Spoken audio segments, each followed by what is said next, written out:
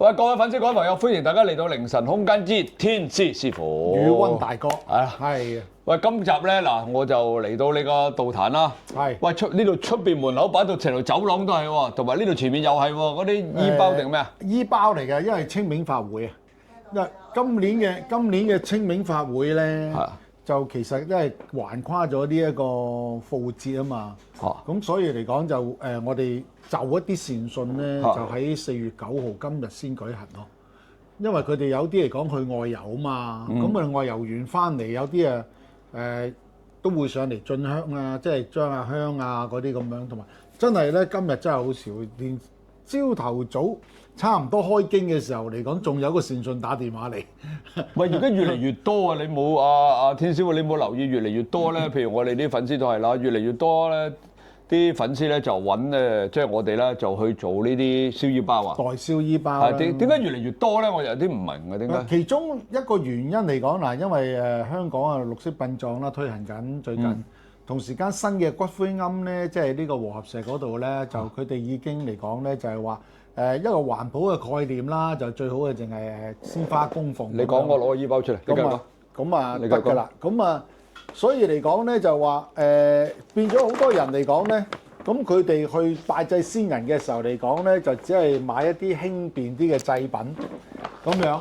幾大包嚟？咁咧就所以咧就委託我哋咧就燒衣包啦、燒金銀盤啦等等咯。咁啊所以嚟講咧就即係越嚟越多。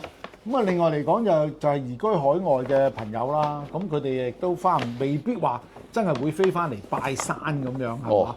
咁所以嚟講話每一年嗰個都有增長，真係每一年逐漸。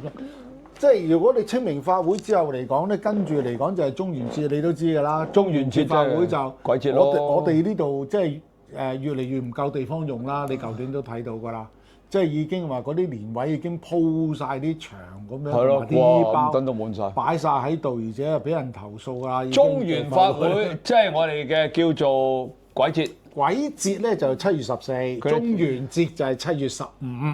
14咁究竟做7月14定做7月15啊？咁依家大家都冇乜分，即係都係當為同一個日㗎啦。係咯，咁啊中元節咁啊。咁你哋咪先嚴格嚟區分就係兩個日子嚟嘅。咁你嗱而家我哋就清明法會啦。咁而家都今日就會同哇出邊成個走廊都係啦。係啊。嚇咁睇翻頭先條片啦，我哋呢度播翻俾大家睇。好啦，咁啊嚟緊咧，我哋不如講。嗱，清明法會就我哋之前有一集就講咗啦。講咗啦。咁不如講我哋7月嗰個叫做中元節，即係叫做盂蘭節咯，盂蘭節咯，盂蘭盆咯。咁今年你又會點做啊？今年有啲咩搞作啊？其實冇話冇咩搞作嘅，咁其實嚟講即係每年其實都係照做啦。咁我哋咧就會揾幾個經生嚟講咧就唱經啦。喂，佢哋好多人原來唔知咩叫經生啊，不如你講講咩叫經生啊？經生嚟講，其實係我哋道教咧，其實係一個名稱嚟嘅。咁咩嚟嘅咧？咁一般人咧，其實叫做道士嘅啫。道士。我哋亦都叫經生，因為佢有個經字，因為佢唱經。嗱，因為點解咧？其實道教嚟講咧。係分開好多唔同嘅職能啊！我哋叫做係咁啊，有啲叫做行道，有啲叫做修道。咁我哋咁樣去分先嚇。咁啊，如果我有講錯咧，大家千祈唔好見怪，因為咧，其實道教嚟講咧個分支亦都好多。同時間嚟講咧，每一個省份或者一啲縣市都好啦。咁可能有呢一啲科儀啊，或者有一啲規矩啊。甚至乎嚟講用嘅祭品都有唔同嘅，即係門派唔同就有少少分別啦。門派係有少少唔同，但係個底咧係一樣嘅。個底咩個底？我想問咧，你哋嗰啲經生咧係咪就攞呢啲咁嘅敲啊？嗱，我試下啫。有當呢個叫當。係咪一路敲一路念經？一路敲一路念嘅。咁係啦，依家嚟講咧，仲有好多即係嗰啲比較上一細微啲嘅。直情喺伸縮方便攜帶添啊！呢家做到。咁我想問咧，你嗰個叫盂蘭法會啦。係啊。咁其實因為而家出邊就唔俾燒街衣啦。街衣都俾嘅，不過係貴啊，犯法嘅，講都唔犯法。有，你集中咗，譬如好似其實政府好好嘅，咁佢啲屋邨咧，一般嚟講咧，譬如好似我哋以前大埔道後邊石硤尾村咧。佢咧就一個月，即係嗰個農曆7月嗰個時間咧，就抌一個大油桶喺度。咁私人屋苑咁又點啊？私人屋苑嚟講咧，嗱有啲我上次都講過啦，有啲新嘅私人屋苑咧就反而係過癮喎，我真係估都估唔到啊！係咩？有咩？佢哋自己咧就整咗個化寶爐俾啲善信嘅喎，我去過啦，嗱都好攤就係啦。我嗰度就冇啦。我去過睇呢個風水，反而舊嗰啲冇，新嗰啲有。我啲冇啦。咁啊真係好方便喎，佢哋咁樣即係方便啲人嚟講，譬如話，因為以往好得意嘅。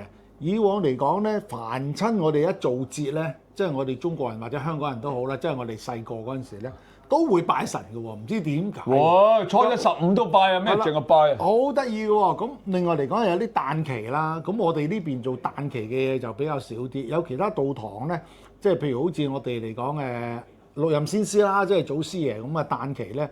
都會做一啲大型嘅法事咁樣嘅。咁我問翻啦，嗱好啦，講翻先，我哋嘅7月14啦，盂蘭節啦，即係所謂嘅。咁你幫人哋做咧，就會有經生啦，敲呢啲啦。咁有2個係咪？唔係喎。有幾個？我哋嚟講啊，最少係4至5個嘅喎。4至5個幫人哋做盂蘭法會喺呢度敲啊？係啊，我哋咁多㗎。雖然我哋呢個地方細啦，但係成個 set 好晒。我見到擺到滿晒。係啊，成個開經壇做。我想問下，其實點解而家越嚟越多人咧去揾你去做盂蘭法會？點解？其中可能嚟講，我哋因為有啲師兄弟啦，咁佢哋本身嚟講嗱，一般嚟講，你叫做喃嘸師傅噶嘛。即係你會有喃嘸師傅喺度㗎。咁佢哋係比較有經驗嘅，咁我哋叫唱經係為經生啦。咁佢哋即係喺度譬如好似一陣間我哋講一啲故事俾大家聽啦。咁佢哋咧，我哋個法會嚟講咧，雖然係簡單，但係咧就做足晒咁嘅功夫。唔簡單啊，係嘛？練幾個鐘頭喎。其實嚟講，香港有幾個大嘅道堂同埋觀咧，係3日嘅。哇！有啲嚟講唔止添啊。大佬3日我俾唔起錢咧，3日唱足3日，我邊俾咁多錢啊，大佬？點清？各位粉絲、各位朋友喺呢度隆重宣佈，嚟緊嘅4月28號上晝7點鐘喺 YouTube 我哋有一個新頻道叫做武德壇，係武術個武，德行個德，佛壇個壇。咁咧呢個視頻裏邊咧就係由我身邊呢位尹其浩師傅，佢係一個綜合內外武術嘅師傅。咁喺視頻裏邊咧，佢會表現佢嘅中國功夫啦、拳法啦，仲有兵器添。師傅仲有好多嘢喎。仲有咧就係理療養生，同埋咧就係鐵打。哇！記得4月28號7點鐘支持我哋武德壇。多謝多謝多謝。只係有啲嚟講，我同你講，所以嚟講咧，我哋雖然有少少道堂啦，但係嚟講啊，可能係濃壓縮版咯。你話咁啊，但係要做嘅經啊，要做嘅儀式啊，都做足晒㗎。我睇你俾我睇啲相，等到滿晒，嗰幕牆貼到滿晒，因為跟住你嗰啲經生啊，着晒啲袍一路敲一路練。係啊，係嘛？我見到啊，你俾啲視頻我睇過。有啲故事好得意嘅，咁啊，即係話説嚟講，因為做咗咁多年啦，咁啊曾經咧，咁啊有個善信咧，佢就喺另外嘅一間即係都。我哋咪應該叫做道堂咧，咁啊梗係唔好開名先啦。咁啊點知個住持咧就即係先逝啦。咁咧佢以前咧佢啲先人嘅衣包啊，中元節嘅時候啲戰位咧，其實全部都交晒俾佢做㗎啦咁樣。咁點知嗰一年嚟講咧，佢先逝咗之後咧，呢個善信咧又唔知點解喎，咁啊睇到我個頻道啦，就唔係咁啊，跟住佢好得意喎，佢走晒過嚟，就無端端走上嚟敲門喎。哦，點解？即係。近中元節嘅時候咧，佢就走嚟敲門咧。佢第一句就入嚟指住我：你得唔得㗎？我話咩得唔得啊？咩得唔得先？做咗咁多年啦。佢咧就跟住解釋俾我知，佢話因為咧佢喺另外嗰個道壇嗰度做咧，佢好得意嘅，佢係有啲靈力嘅。佢每一年咧都燒呢啲衣包啊，做戰位俾嗰啲誦經啊，俾啲先人咧。原來咧。每一年做完之後咧，佢就即時會發夢咧，就夢到啲先人咧，同佢講：阿女我收到㗎啦，阿侄女我收到啦，咁樣喎。佢講得我覺得我依家都有少少。咁但係佢做咩揾你先？有少少嗰邊嗰個住持走咗之後，佢就覺得唔係好妥啦。跟住之後佢走咗之後咧，個住持啲徒弟幫佢做。咗啦。點知道咧？就真係夢唔到啲先人話收到，即係咁得意喎，咁奇怪，即係大家嗱，當聽古仔咁樣聽啦。明白。咁咧就點知道佢點解佢第一句就問我哋得唔得㗎？佢驚你做完之後佢唔發夢啊！我同你講，我誤會咗佢問我咩得唔得啊嘛。咁 OK，咁結果唔係嘅。咁跟住之後話，我話我哋照做嘅啫喎，咁不如你試下咯。係咯。咁佢話咁好啦，咁我喺呢度做幾個戰位先啦，咁樣嘅試下，即係最重要嘅幾個六親嗰幾個做啦咁。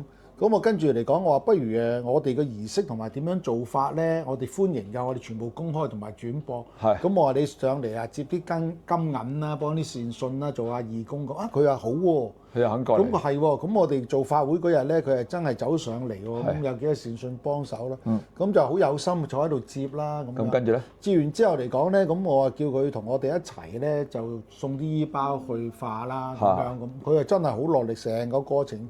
整日幫我哋做啦，咁點知道嚟講，即係做完咗之後化咗啲衣包之後咧，哇！佢無端端隔咗2-3日咧走嚟又敲門，我又驚，找晦氣，我又唔知驚佢又找晦氣咁啊！跟住佢好興奮咁講，我啲先人收到晒喎，咁樣講。咁啊跟住我話咁咪好咯，咁我話我哋都係照祖師爺嘅，即係教我哋以前一路傳落嚟照做嘅啫，咁樣。咁跟住第二年咧，哇！原來佢真係好有心，佢包括佢夫家同佢外家嘅，淨係戰位啊，10幾個。哇！即係因為你做完之後，佢又係咪夢到啊？又係啊！佢就係話報夢，啲祖先報夢話俾佢知，喂，我哋收到啦咁樣。哇！我又雞皮疙瘩啦呢家。喂，咁其實咧，即係我就覺得咧，即係我哋每一年啦，即係我哋中國人傳統啦，每一年嘅其實中元節又好，鬼節又好啦，即係盂蘭節都，其實好多時我哋燒衣包咧，除咗係俾一啲十方遊魂之外咧，可能就係要去俾我哋嘅祖先啊，或者我哋嘅先人喎，係咪啊？係啊，會係咁啊！咁即係我哋成日都講啦。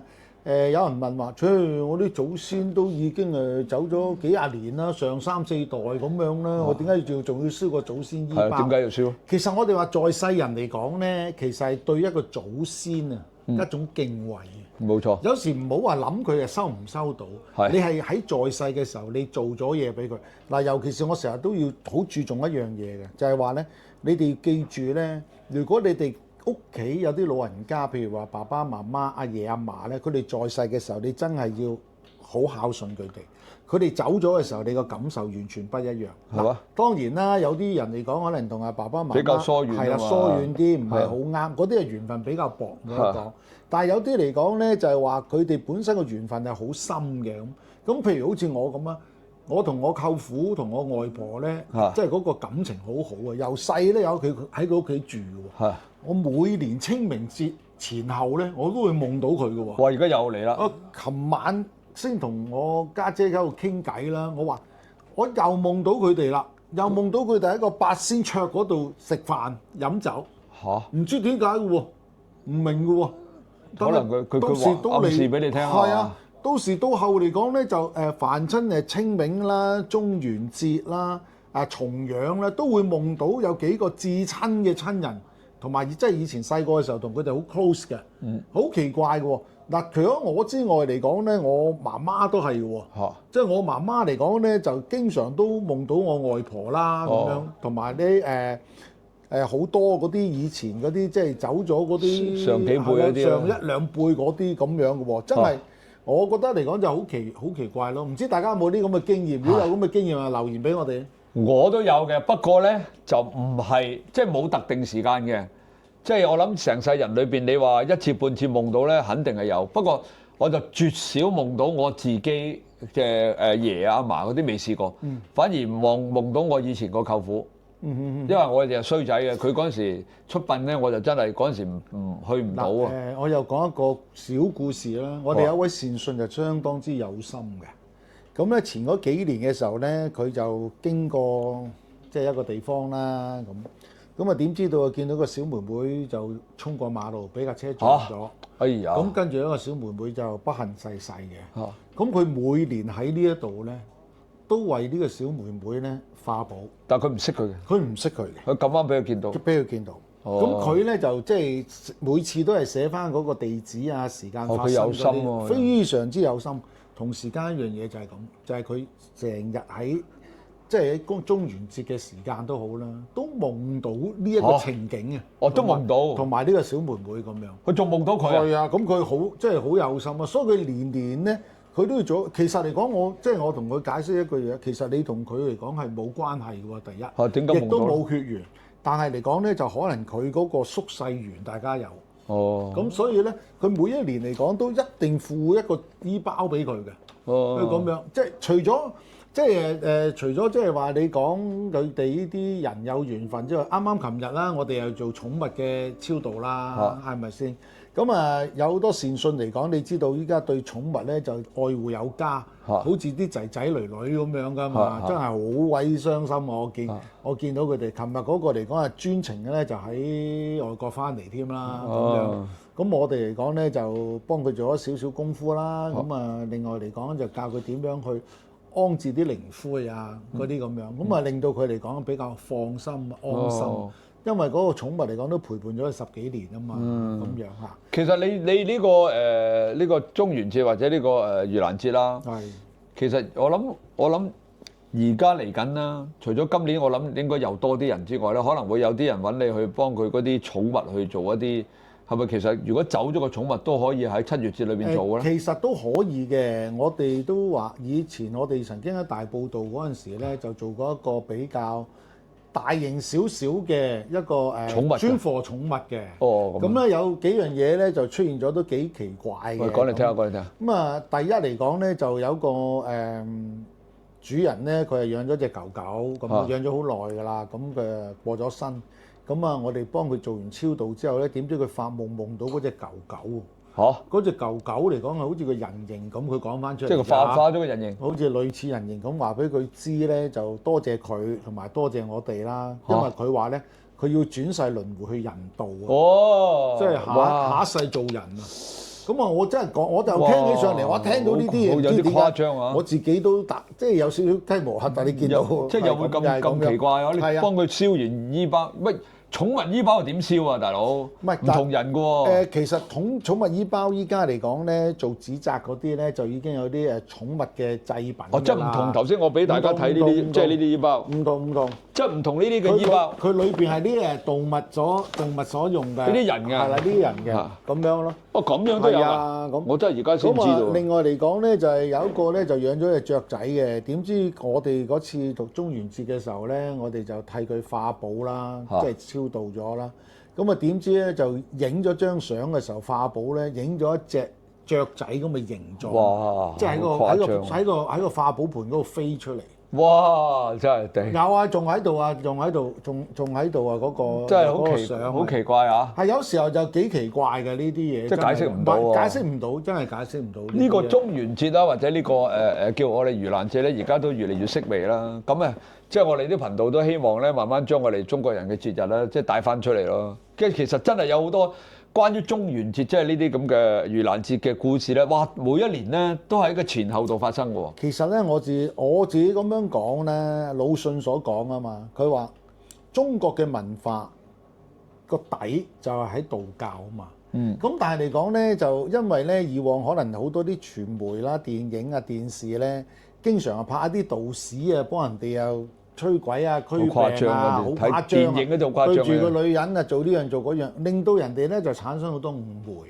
其實唔係。係啦，其實唔係咁樣。咁譬如好似我哋少少道堂或者未來嘅時間啦，譬如好似我精神好啲，咁我都希望咧就會揾啲同修啦，一齊即係我哋叫同道或者同修啦。咁啊，其實嚟講咧係可以咧就弘揚一下咧呢一個道教嘅文化，俾大家有一個正信、正知、正念，即係千祈唔好嚟講咧就好似一知半解咁樣。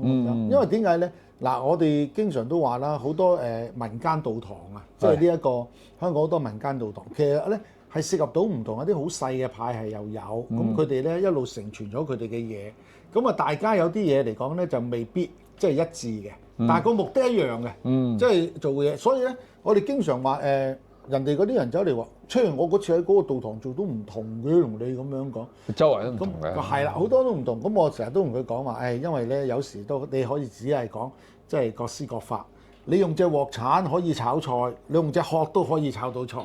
最緊要炒到滅菜出嚟。冇關係嘅呢個。係咯。咁好啦，我想再最後啦，就嗱中原法會啦，即係我哋嘅你一個就7月14，一個7月15啦。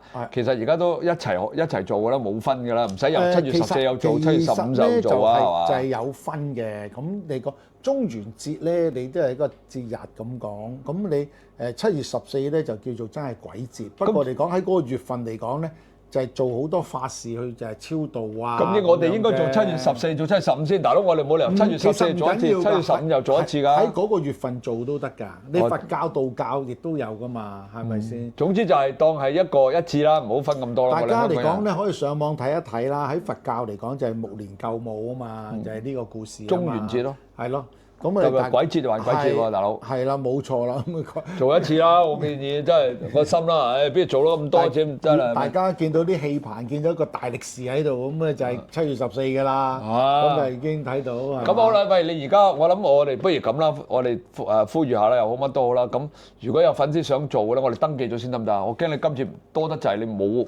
幫唔到人喎。其實咧，我哋個經驗嚟講咧，你其實未到嗰個節日嘅時間咧，大家咧都冇咁快去諗呢樣嘢住嘅。唔係啊，睇咗佢哋就會登記㗎啦，大佬啊，諗登記先啦，咪今年搞唔掂啊！我哋其他嗰啲頻道都搞唔掂啊，太多啊。因為過咗清明之後嚟講，呢就端午節啊，不如你整啲靚粽咁樣即係俾大家享用下好過啦。唔係咁啱咧，今日咧就係上到嚟就全部等滿曬嗰啲。所以咧就大家講。同大家傾一傾啊！清明啦，即係講一講，即係清明。其實清明咧，每一個省啊或者縣市啊，佢哋有好多都唔同嘅一啲習俗啦，同埋嚟講咧拜祭嘅嘢咧，其實亦都幾得意咯。我就覺得就，咁你譬如香港嚟講咧，就可以咁講啦，係香港咧。